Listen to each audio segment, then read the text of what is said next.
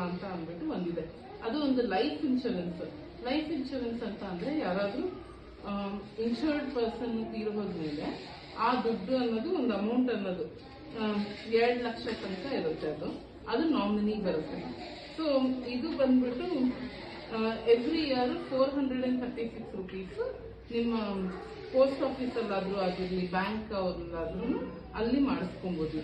ಇದು ಆಕ್ಚುಲಿ ತುಂಬಾ ಒಳ್ಳೇದು. ಲೈಫ್ ಇನ್ಶೂರೆನ್ಸ್ ಅನ್ನೋದು ತುಂಬಾ ಇಂಪಾರ್ಟೆಂಟ್ ಇರುತ್ತೆ. ಓಕೆನಾ? ಅಂದ್ರೆ ಇವಾಗ ಸ್ವಲ್ಪ ಜನ ಸಡನ್ ಆಗಿ ಏನಾದ್ರು ಆದ್ರೂ ಅವ್ರ ಮನೆಯವ್ರಿಗೆ ಹೆಲ್ಪ್ ಆಗುತ್ತೆ. 2 ಲಕ್ಷ ಅನ್ನೋದು ಒಂದು ಸಣ್ಣ ಅಮೌಂಟ್ ಆಗಲ್ಲ. ಓಕೆನಾ? ಸೊ ಅದು ಏಜ್ 18 ಇಂದ 50 ವರ್ಷದೊಳಗಡೆ ಇರೋರು ಮಾಡಿಸ್ಕೊಬಹುದು. ಓಕೆ, ಅದು ನೀವು ಯಾವ್ದಾದ್ರು ನಿಮ್ಮ ಬ್ಯಾಂಕ್ ಅಲ್ಲಿ ಯಾವ್ದಾದ್ರು ಅಕೌಂಟ್ ಇರುತ್ತಲ್ಲ ಅಲ್ಲೂ ಕೂಡ ಅದು ಕೇಳ್ಬೋದು, ಪೋಸ್ಟ್ ಆಫೀಸ್ ಆದ್ರೂ ಕೇಳ್ಬೋದು. 50 ವರ್ಷ ಮೇಲಾದ್ರೂ ಇಲ್ಲ, 50 ವರ್ಷ ಆದ್ಮೇಲೆ ಕೊಡೋದು. ಆಮೇಲೆ ಪ್ರಧಾನ ಮಂತ್ರಿ ಸುರಕ್ಷಾ ಬಿಮಾ ಯೋಜನಾ ಅಂತ ಒಂದಿದೆ. ಅದು accidental death insurance.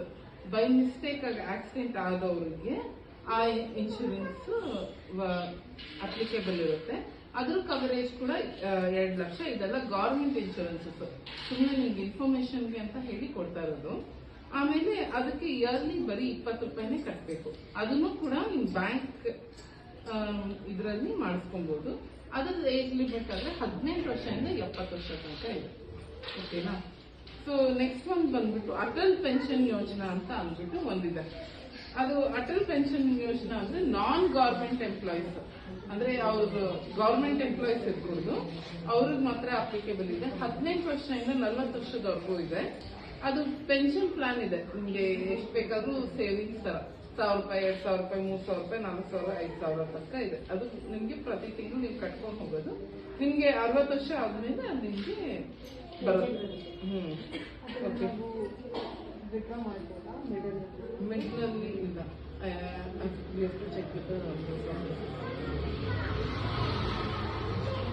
According to the age ಆ ಪ್ಲಾನ್ ಅಪ್ಲಿಕೇಬಲ್ ಇರುತ್ತೆ.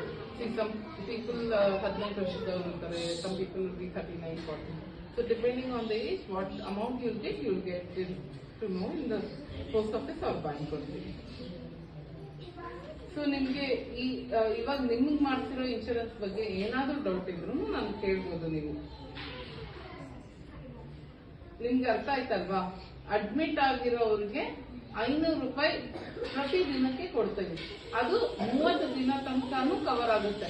ಅಂದ್ರೆ ಒಂದು ಪರ್ಸನ್ಗೆ ಈ ತಿಂಗಳು 5 ದಿವಸ, ಮುಂದಿನ ತಿಂಗಳಿಂದ 10 ದಿವಸ, ಹಂಗೆ ಇದ್ ಮಾಡ್ಕೊಂಡ್ರೆ ವರ್ಷಕ್ಕೆ 30 ದಿವಸ ಮ್ಯಾಕ್ಸಿಮಮ್ ತನಕನೂ ತಗೊಳ್ಬಹುದು. ಓಕೆನಾ? ಅದೊಂದು ನೆನಪಿಟ್ಕೊಳ್ಳಿ.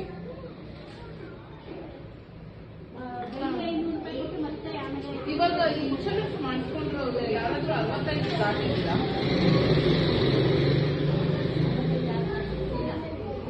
ಅಲ್ಲ? ನೋವನ್ನು ಜಸ್ಟ್ ರೀಚೆಕ್ ಬರ್ಬೋದು.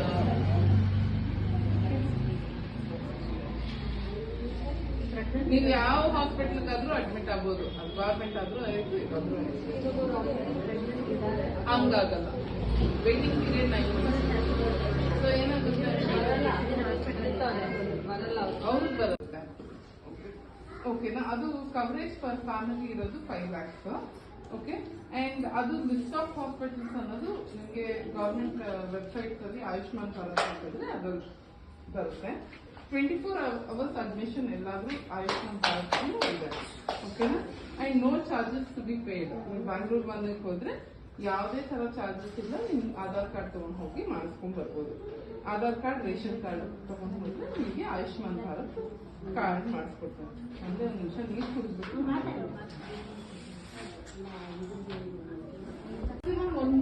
ಇದರಲ್ಲಿ 30 days in a year you can claim. ಓಕೆನಾ? ಅಂಡ್ ಈ ಆದಿತ್ಯ ಬಿರ್ಲಾನ 2 ಇದೆ. ಒಂದು ಬಂದ್ಬಿಟ್ಟು 185, ಎಲ್ಲರಿಗೂ 185 ಸ್ಕಿನ್ ಮಾಡ್ತಿರೋದು. ಓಕೆನಾ?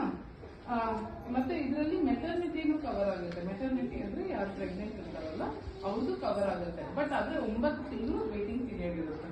ಅಂದ್ರೆ ಇವಾಗ ಇನ್ಶೂರೆನ್ಸ್ ಮಾಡ್ಸಿರ್ತೀರ, 2 ತಿಂಗಳಾದ್ಮೇಲೆ ಅವ್ರು ಪ್ರೆಗ್ನೆಂಟ್ ಆಗ್ತಾರೆ, ಆವಾಗ ಅವ್ರಿಗೆ ಇನ್ಶೂರೆನ್ಸ್ ಅದು ಕವರ್ ಆಗುತ್ತೆ. ಓಕೆ, ಡೆಲಿವರಿದು ಕೊಡ್ತಾರೆ. ಓಕೆ, ಚೆಕಪ್ ಎಲ್ಲ ಫ್ರೀ ಅಲ್ಲ. ನಿಮ್ಗೆ ಡೆಲಿವರಿ 500 ರೂಪಾಯಿ ಕೊಡ್ತಾರಮ್ಮ. ಪ್ರತಿ ದಿವಸಕ್ಕೆ 500 ರೂಪಾಯಿ ಕೊಡೋದು. ಫ್ರೀ ಏನು ಹಾಸ್ಪಿಟಲ್ ನಾವೇನು ಕಟ್ಟಲ್ಲ. ಓಕೆನಾ? ಇದು ಒಂದು ಎಮ್ಸ್ವಾಸ್ ಅಂತ ಒಂದು ಆಪ್ ಇರುತ್ತೆ. ಅದರಲ್ಲಿ ನಿಮ್ದು ಇನ್ಶೂರೆನ್ಸ್ ಡೀಟೇಲ್ಸ್ ಹಾಕಿದ್ರೆ ನೀವು ಆನ್ಲೈನ್ ಕನ್ಸಲ್ಟೇಷನ್ಸ್ ಕೂಡ ತಗೊಬೋದು ಡಾಕ್ಟರ್ಸ್. ಓಕೆನಾ? ಸೊ ಇವಾಗ ನಿಮ್ಗೇನೋ ಸುಸ್ತಾಗ್ತಿದೆ, ಇದಾಗ್ತದೆ, ಎವ್ರಿ ಟೈಮ್ ನಾವು ಹಾಸ್ಪಿಟಲ್ಗೆ ಹೋಗ್ಬೇಕು ಬರಬೇಕು ಅಂತ ಏನಿಲ್ಲ. ನೀವು ಅದರಲ್ಲಿ ಸಹಿತ ಅದನ್ನ ಇದು ಮಾಡ್ಬೋದು. ಓಕೆ, ಸ್ಟಾಪ್ ಮಾಡು.